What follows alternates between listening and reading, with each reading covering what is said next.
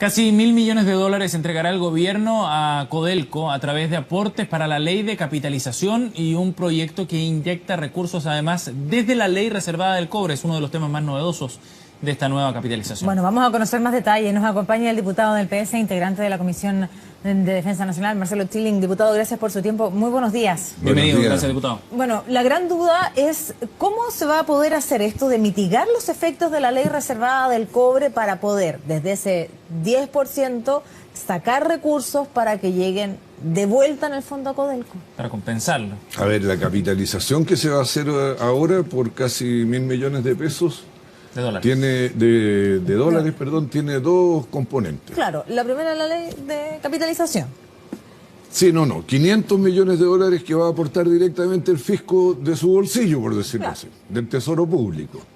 Y 476 que van a salir gracias a una ley que va a permitir que se retiren esos 476 millones de dólares del Fondo de Reserva Estratégica de la Defensa, que es donde quedan emposadas las platas que, proviniendo de la ley reservada del cobre, no son utilizadas en la compra de equipos, armas o en los gastos fungibles que autoriza la ley. ¿Es una manera de parchar o de corregir los problemas que tiene la ley reservada del cobre? Claro, esto es como una primera aproximación, nada más. Es una solución parche de emergencia. ¿Le gusta a usted este camino?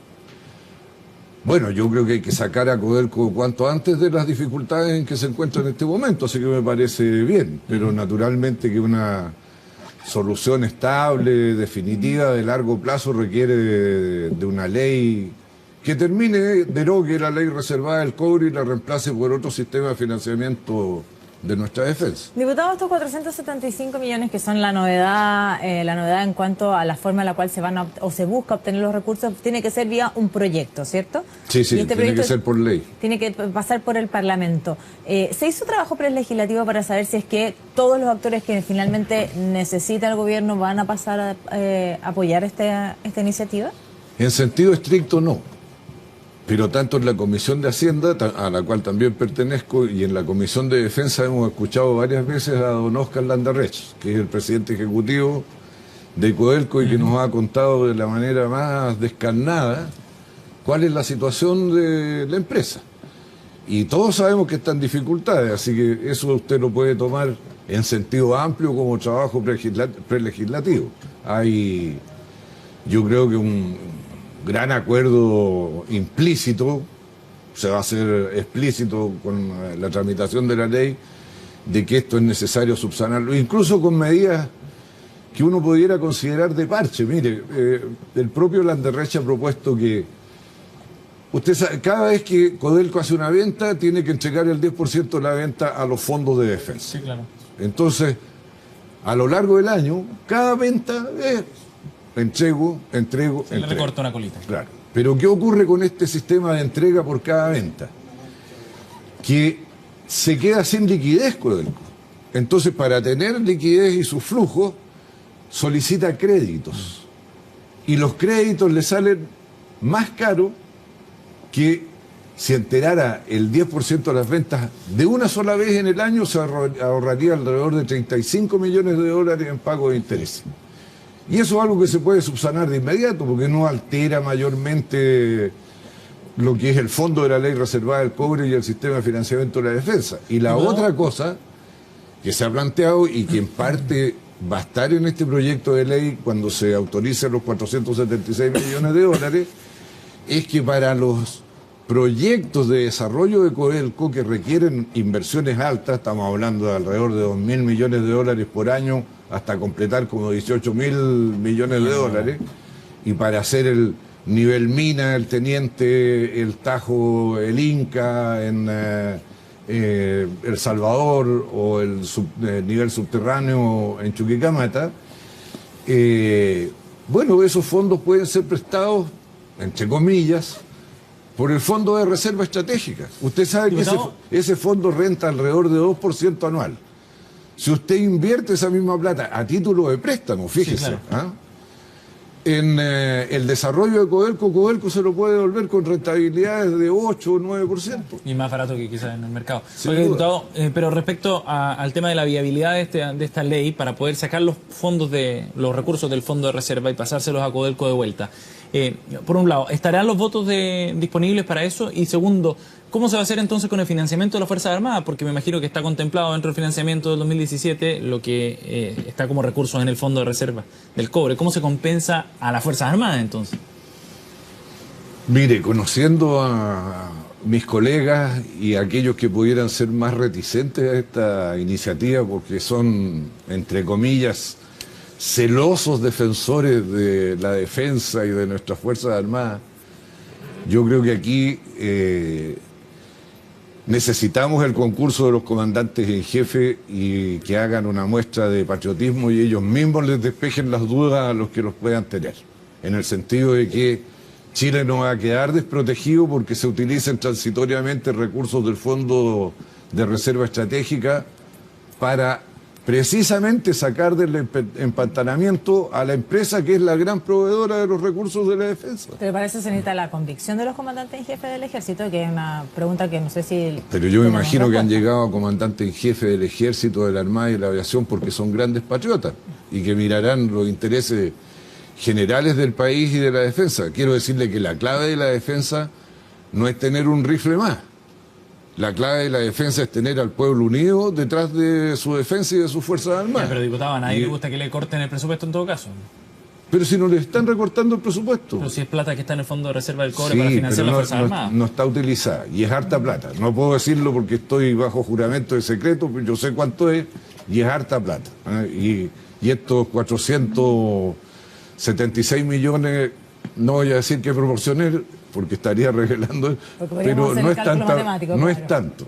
Y no pone en riesgo la permanencia de recursos importantes Diputado, en el fondo de reserva. reserva. aquí hay una situación urgente, usted lo decía, y que es poder entregar estos recursos que necesita Codelco, pero hay una discusión que también tiene más largo plazo y que viene gestándose hace muchísimo tiempo y Sí. que cada cierto tiempo, una vez más, preguntamos hasta cuándo vamos a discutir en torno a la ley reservada del cobre. Lo decía Sebastián, esto es una medida parche.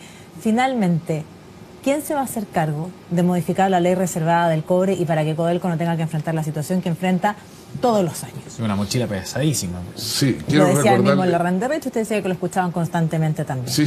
Quiero recordarle que la Cámara de Diputados ya aprobó la derogación de la ley reservada del cobre en el gobierno del expresidente Piñera.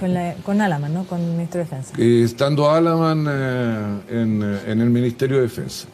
Ahora, se la reemplazaba por un mecanismo que es financiamiento vía presupuestaria, pero con muchos pisos de seguro, que a mi juicio también eran inconvenientes, porque aquí el problema del fisco es tener cierta flexibilidad para poder responder a lo que son las necesidades del país en distintos ámbitos. Usted no puede dejar amarrado presupuesto con piso, y no con un piso, sino que con 3 o 4 pisos, y que son inmodificables en periodos de más de un año, porque bueno, de pronto le surgen emergencias. Nosotros somos un país de catástrofes, que los volcanes, que los terremotos, que los maremotos. Entonces hay que tener flexibilidad. También las necesidades sociales requieren de que se vayan ajustando. Por ejemplo, ahora que se extendió la beca bicentenario a 3.500 jóvenes que van a estudiar en universidades particulares. Esa plata no existía. Entonces hay que tener flexibilidad, poder sacar recursos de un lado, ponerlos en otro, porque las necesidades así lo van determinando. Entonces no es decir, ya, deroguemos la ley reservada del cobre y reemplacémosla por cualquier cosa. En todo caso, le reitero, está derogada en la Cámara de Diputados, falta el trámite en el Senado, y lo que debiera ocurrir en el Senado es que llegue una indicación sustitutiva que mejore lo que quedó como proyecto tramitado para que se pueda llevar adelante. Ahora el ministro de Hacienda dijo ayer que estaban dispuestos a considerar esto, y yo creo que eso es una buena noticia. Y claro, él dice que hay que hacerlo reflexivamente, con calma. Bueno, pero todos estamos de acuerdo en eso. Pero siempre queda la impresión de que no hay voluntad política o decisión o convicción para llevar este proyecto hasta el final. Sebastián, yo creo que las cosas han cambiado, porque aquí se han conjugado muchas cosas que han hecho evidente el que esta es una mala ley. Y que ya, bueno, primero derogamos el secreto. A iniciativa de Piloski y mía, un grupo de parlamentarios promovimos una moción, se eliminó el carácter secreto de la ley, que era otro absurdo. Todo el mundo sabía que era el 10% de las ventas. ¿Y qué es lo que iba a mantener en secreto? El monto que se le pasa, pero si basta con que usted lea el balance de fin de año de Codelco y sabe cuál es el 10% de las ventas. Entonces, ¿qué se mantenía en secreto? Segundo, los escándalos que estallaron, el llamado Milico Gate, bueno, cuestionan la legitimidad de esta forma de financiamiento de la defensa.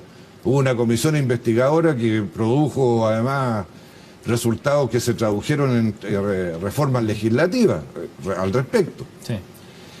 Este escándalo que acaba de estallar, entre comillas, de que con pérdidas de 18 millones de dólares a septiembre, Codelco igual tiene que pasarle plata a las Fuerzas Armadas porque hay un piso garantizado y para pasarle la plata tiene que endeudarse, o sea, el colmo del absurdo. Entonces yo creo que el ambiente está... Es distinto. Sí, y además, mire, la Comisión de Defensa del Senado y la Comisión de Defensa de la Cámara de Diputados tienen poco trabajo. Cada sesión de ella es más bien un largo bostezo. Bien, diputado, gracias por haber venido esta mañana, muy amable. A usted, Sebastián y Pamela, muchas gracias. Buenos días. Buenos días.